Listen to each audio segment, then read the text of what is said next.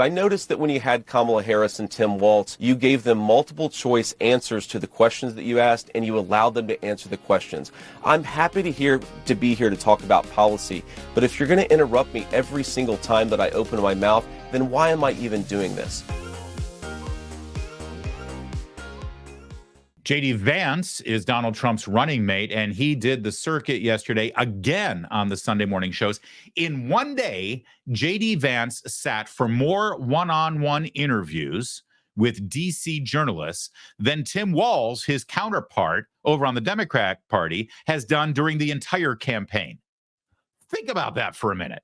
In one day, J.D. Vance did more one-on-one interviews than Tim Walz has done since the moment he was announced as Kamala Harris's running mate. And his interaction, J.D. Vance's interaction with Dana Bash was epic. Everyone's still talking about it, and I want you to see why. Here, take a look. Well, Dana, first of all, what's putting the residents of Springfield at risk, which was a town completely ignored by the American media until Donald Trump and I started surfacing some of these concerns, is that they can't afford housing. They can't afford health care. The schools have been overwhelmed. The hospitals have been overwhelmed. And they're overwhelmed because Kamala Harris allowed 20,000 Haitian migrants to get dropped into a small Ohio town of about 40,000 people. And it's completely overwhelmed the services. Now, you ask, why have I talked about some of the things that I've been talking about? Let me just say this. My constituents have brought approximately a dozen separate concerns to me. 10 of them are verifiable and confirmable, and a couple of them I talk about because my constituents are telling me firsthand that they're seeing these things. So I have two options, Dana. I could ignore them, which is what the American media has done for years to this community, or I can actually talk about what people are telling me. And of course, many of the things that the media says are completely baseless have since been confirmed. For example, I was told, Dana, that by the American media, that it was baseless that migrants were capturing the geese from the local park pond and eating them. And yet there are 911 calls from well before this ever became a viral sensation of people complaining about that exact thing happening. So my attitude is listen to my constituents. Sometimes they're going to say things that people don't like, but they're saying things that people don't like because their town has been overwhelmed, and it's my job to try to fight for them and to protect them. Kamala Harris opened the border, and now these people are suffering. That's what I'm focused on, Dan. All right, now you saw Dana Bash there. She's literally jumping out of her seat. She can't wait because she knew this was going to be said, and she has all her notes ready. She's prepared for it. It's a gotcha moment, which would have been great during her interview with Tim Walz and Kamala Harris, but we'll get to that in just a moment. As you can see, the entire theme of this interview had to do with Springfield, Ohio. It had to do with the Haitian migrant crisis in that city, debilitating that city. We did a video while I was on vacation last week about this and how J.D. Vance and Donald Trump have succeeded in finally turning the media's focus on to what was going on in Springfield, Ohio. They didn't care about the residents there. They didn't say anything about the residents, even though we saw the stories, we saw the videos, we saw the city managers, we saw the mayor of the city, we saw residents of the city begging for help.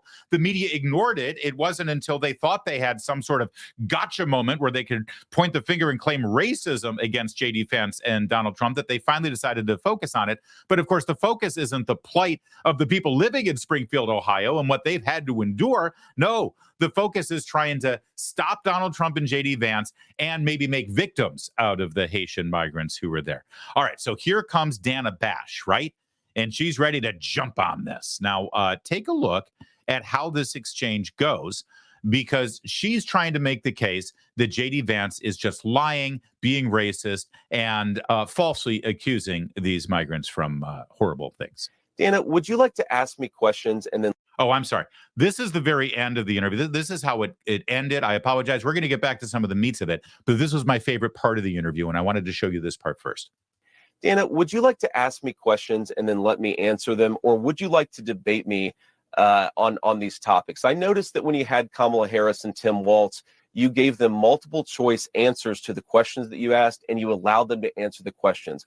I'm happy to be here to talk about policy, but if you're going to interrupt me every single time that I open my mouth, then why am I even doing this? So please ask a question, and I'd ask you to be polite enough to let me answer it. Yes. Yeah. exactly. And that's how you handle this, and that's how you end it, and that is how it ended. Now, something really interesting happened that I want to break down for you, because you may have seen on social media, or if you were watching CNN, you saw that a Democrat congressman came on next, Ro Khanna, and he claimed that J.D. Vance had told Dana Bash to shut up. Okay, here's Ro Khanna saying that here.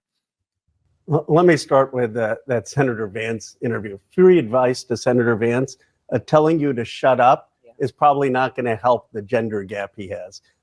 He's got all of Trump's anger without any of Trump's humor or charm, just in terms of presentation. There's a reason he's negative 15 in his favorabilities. And the sad thing is, look, Springfield, Ohio has real issues. You know what that issue is? All right. So, and then Dana Bash went on to say something about, he can say whatever he wants about me. But did you catch that? J.D. Vance telling you to shut up probably doesn't help him with his gender gap. I do love when they always point to the gender gap, because the gender gap only occurs when Republicans are underwater when it comes to women voters. Guess what the bigger gender gap is? It's Democrats with male voters. But that doesn't, we never use the term gender gap there, because, that doesn't matter. But here's the narrative. Here's the lie. Ro Khanna saying that J.D. Vance just told Dana Bash to shut up. That doesn't sound right, does it? Would J.D. Vance tell Dana Bash to shut up? I mean, he's too disciplined for that, right? He's too controlled. He wouldn't tell her to shut up, would he? Well, of course he wouldn't. And he didn't. Here's the clip in question with captions so you can see exactly what he said. But if you go on social media, if you watch CNN, you're going to see it. You can go ahead and search J.D. Vance tells Dana Bash to shut up, and it's everywhere. I can't believe he did that.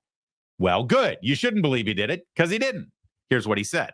What is the implication when you say you calling out these problems has caused a bomb threat? You accused me of causing a bomb threat. Doesn't that mean you should shut up about the residents of Springfield? Don't you realize you're engaged in basic propaganda to silence the concerns of American citizens? I was quoting. All right. So did you see that? Did you see what he actually said? We'll play it one more time. But J.D. Vance says, listen, I come on here and your question is, you've been talking about what's going on in Springfield, Ohio, and there have been bomb threats. So shouldn't you stop talking about Springfield, Ohio, because you're causing bomb threats, right? This is a typical trick that the left does. Of course, they'll never do it having to do with the assassination attempt against Donald Trump. They'll never say, hey, you guys are saying he's an existential threat to our Constitution and we're never going to have a free election. And now somebody who actually believed that stuff, saying that Donald Trump was a threat to our democracy, just tried to point a gun at him at a golf course. Maybe you should stop saying that about Donald Trump. No, they'll never do that. But they're trying to tell J.D. Vance that he shouldn't talk about Springfield, Ohio, because by doing so, he's causing bomb threats, right? Which, by the way, number one, these are alleged bomb threats. I haven't seen the evidence of the bomb threats. And even if there are bomb threats, you don't know that the bomb threats are caused by people who were triggered by J.D. Vance, who were angry at the Haitian immigrants, or it could be some crazy left-winger who put in the bomb threat to make Republicans look bad. I'm not saying that's what's happening. What I'm saying is you don't have the evidence, Dana Bash, to say that it's J.D. Vance's fault, right? Okay. But go back and look at the words that J.D. Vance said here. J.D. Vance says, you're saying my rhetoric caused bomb threats, but what you're really saying is you, J.D. Vance, you should shut up about Springfield, Ohio. Not you, Dana Bash, should shut up about Springfield, Ohio. He's accusing Dana Bash of telling him to shut up. That's what this clip was. What is the implication when you say you calling out these problems has caused a bomb threat? You accused me of causing a bomb threat. Doesn't that mean you should shut up about the residents of Springfield? That doesn't what you're saying mean you should shut up about the residents of Springfield. You, J.D. Vance, should shut up. Aren't you, Dana Bash, basically telling me to shut up about the residents of Springfield? And then here comes Ro Khanna doing his best for the party. Again, I'll remind you what he said immediately after that segment. Start with that Senator Vance interview. Free advice to Senator Vance, telling you to shut up is probably not going to help the gender gap. Yeah, you're right. That's why he didn't tell her to shut up, you lying sack. But this is just the beginning of the lies about J.D. Vance in this interview. Here's another one. Sam Stein, who, where does he write for now? He's been with Politico, Huffington. Oh, Bulwark. Oh, that's fantastic. He's been with Huffington Post, Bulwark, every left-wing rag possible. Now he's with Bulwark, MSNBC. All right, so Sam Stein says, J.D. Vance acknowledges the cat and dog stories are urban legends and then rationalizes it. Quote, if I have to create stories so that the American media actually pays attention to the suffering of the American people, then that's what I'm going to do. See, they're accusing him of admitting that he created stories. In other words, they were fiction. I created them. Did he really say that? Well, let's take a quick look.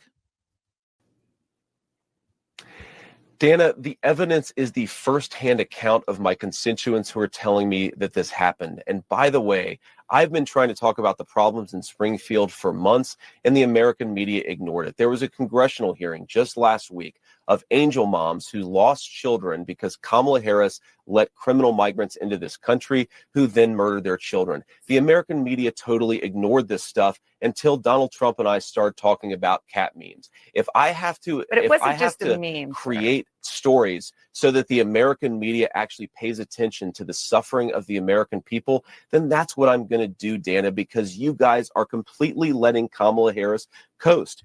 All right, so that's what he said. You just heard it in context. And I guess the quote is correct from Sam Stein here. And it's not just Sam Stein. This has been repeated by Pete Buttigieg and other Democrats, high-profile Democrat politicians and people in the media. J.D. Vance just admitted that he's creating the stories about the cats and dogs to get attention.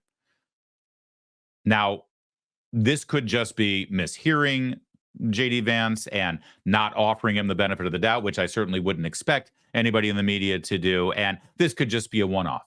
But here's the thing, guys.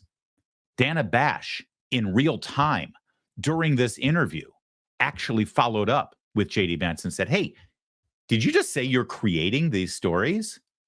So in this interview, J.D. Vance actually explained. He said, oh, let me explain what I meant there. He explains what he meant when he said create the stories, but no one's paying attention to that. They're just passing around the lie because that's what they do. Here's the moment. Here's the explanation. You just said that you're creating the story. What's that, Dana? You just said that this is a story that you Yes. created. So the eating dogs and cats thing is not. We are accurate. creating, Dana, it comes from firsthand accounts from my constituents. I say that we're creating a story, meaning we're creating the American media focusing on it. I didn't create 20,000 illegal migrants coming into Springfield thanks to Kamala Harris's policy. There you go. So when he says we're creating the story, what he means is we're creating it so that the media focuses on it. Let me be clear here, because I think that what's screwing people up or what's allowing people to leap to this conclusion is the word story. He's using the word story. They're creating the stories. Do you ever watch, the network news or your local news, and they do the whole opening graphics and then they zoom in on the anchor, right? And what does he always say? I'm Chick Brickwell. Our top story tonight. That's what they always say, right? Or at least back in the good old days of network news in the 70s, that was the cliche. What's our top story tonight, Jim? Our top story tonight. Well, now, if they're doing a story, does that mean it's fiction? What? It's just a story? You've created a story? No, that's a media term that you use for the top news item, the top story. That's what J.D. Vance is doing here. That's exactly what he meant by that. But the willful lies about him and anything that he says, it's beyond despicable. They know what they're doing, and they know that they're lying.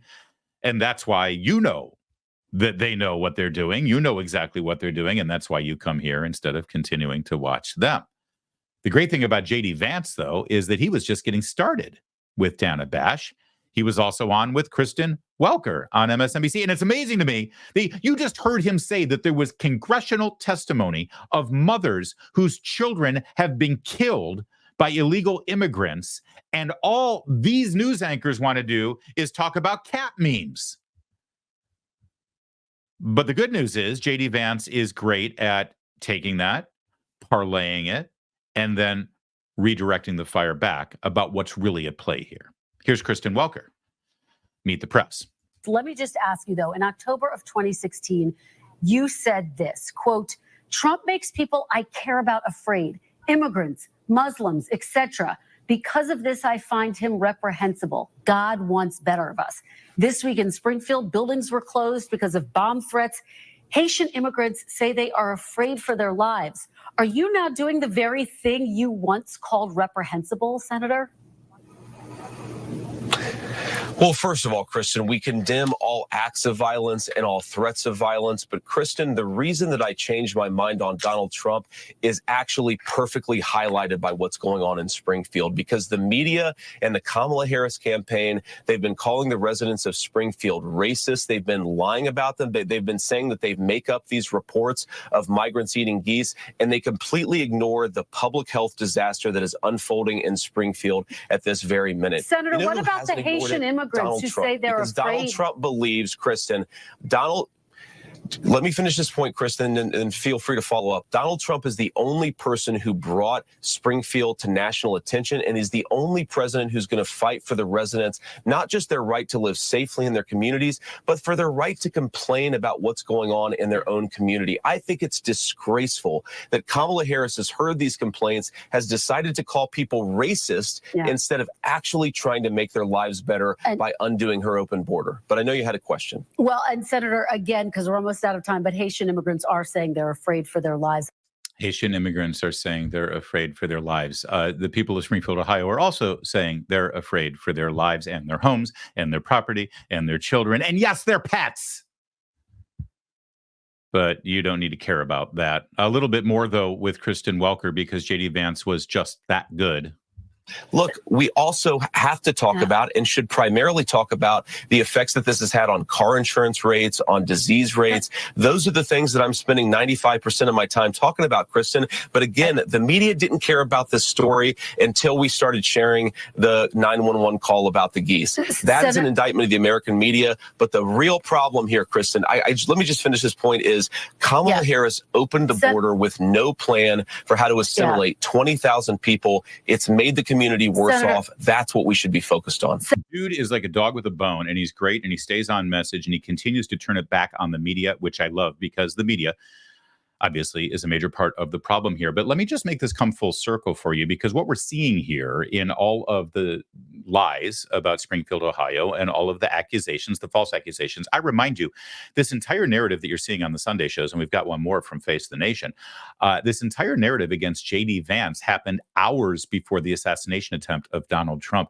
They're blaming J.D. Vance and Donald Trump for alleged bomb threats in Springfield, Ohio, and they're saying, because you're saying this stuff about Haitian migrants, we're getting bomb threats. But they can't bring themselves to connect the dots on an assassination attempt against Donald Trump and the heated political rhetoric on the other side of the aisle. It's beyond disingenuous. It's just propaganda.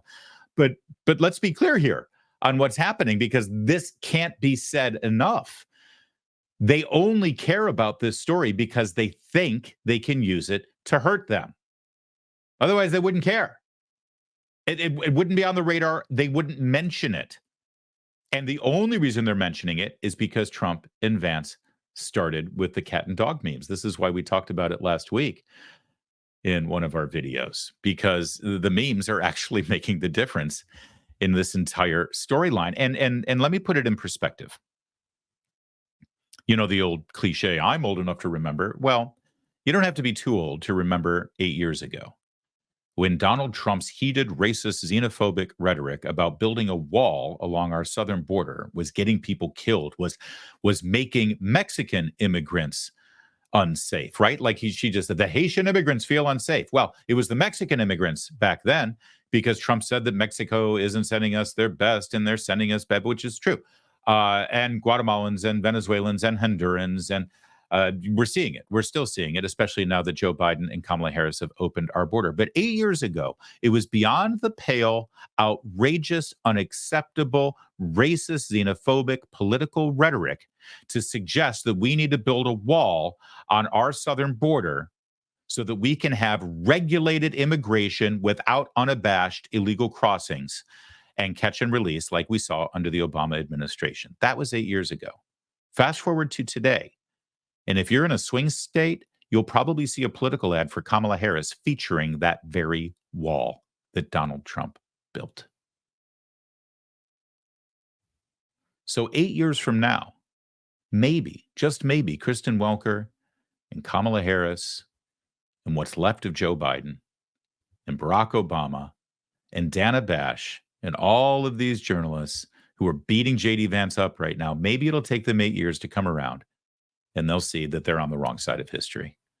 Let's quickly go to Face the Nation one more time. JD Vance, again, doing more interviews in the span of just a few hours than Tim Walz has done the entire campaign.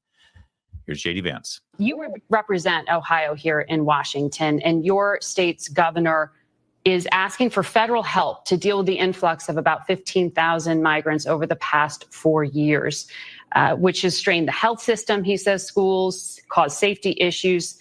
You've been talking about these problems, but what have you done to help Governor DeWine with his request for federal help? Well, the most important thing that we can do to assist Governor DeWine and the whole state of Ohio, and frankly, the whole country, Margaret, is to stop Kamala Harris's open border. And for 2 years, I've been fighting for policies that do exactly that. You have to ask yourself, why have these 20,000 Haitian migrants been dropped into a small Ohio town in just a few years, Margaret? And the answer is because Kamala Harris implemented what's called temporary protective service for over 100,000 Haitian migrants. She basically, with a magic wand, granted amnesty to thousands of people who shouldn't have been in this country. And now a small Ohio town is dealing with the consequences. And to anybody listening, Margaret, this is what Kamala Harris wants to do to every town in this country. Overwhelm them with migration, stress their municipal budgets, see communicable diseases on the rise. What is happening in Springfield is coming to every town and city in this country. If Kamala Harris's open border policies are allowed to continue, we've got to stop this. American citizens are suffering because of what she's done. And damn, he's good. And I've shown you 3 different shows now, from Dana Bash to Kristen Welker to Margaret Brennan, is it, on Face the Nation. And did you notice something? Each time, about 45 seconds into the answer, they all kept trying to interrupt him. They all jumped in. How many times did JD Vance have to talk over the interviewer, trying to talk over him and interrupt him and derail him, or have to actually say, listen, I know you're trying to get in here. Let me finish my point, and then you can follow up if you'd like. I mean, he's being polite about it, but they're all doing the same thing to him. But that line of questioning from Brennan there on Face the Nation was quintessential Washington, D.C. journalism work there. It was beautiful. Think about this for a minute. Here's the entire narrative. The Biden-Harris administration grants temporary protective status to tens of thousands of Haitian immigrants who did not go through the process of properly and legally entering our country. They come in illegally, but they're granted temporary status. They're then transported from the border to a small, dilapidated town in eastern Ohio. They are straining all the resources of the town. They're living on people's private property. They're getting free handouts from the government that's straining the resources at the city, county, and state level. It's creating an unhealthy environment, not just for the people who are already living in poverty because of the economic policies of this administration, but also for the Haitians themselves, who are dealing with poverty and horrific conditions because there's no homes for them or no places for them to live and no shelters. So they're literally living in tents in city parks or in the front yards and backyards of people's private property. These hell-like conditions have been created by the Biden administration. And when Ms. Brennan finally gets somebody on the air to talk about it, she gets the Republican senator from that state on the air and points her finger at him and says, why the hell haven't you done something to get more money to Ohio so they can deal with this problem? You're the problem, JD Vance. You're at fault because you haven't gotten enough federal tax dollars from Oklahoma and North Dakota and Alaska, from those taxpayers, to funnel through Washington, D.C., to give to these Haitians living in Springfield, Ohio. What have you been doing to give them more money? Only in Washington, D.C. is the villain, the senator who hasn't gotten enough money and tax dollars for these people. Only in Washington, D.C. media circles do you not bring this guy on and say, Mr. Vance, Senator Vance, I got to ask you, how in the hell did this happen? How are these conditions even created? They have no question about it. They don't care. Maybe you should get somebody from the Biden administration on your show. Maybe you should ask Kamala Harris why she has created these conditions in Springfield, Ohio. No. That's boring. That's boring, and that does nothing to harm Donald Trump. So the question is, J.D. Vance, you dirtbag, why don't you get more federal tax dollars for the Haitian immigrants in Springfield, Ohio? That right there is Washington, D.C. media to perfection.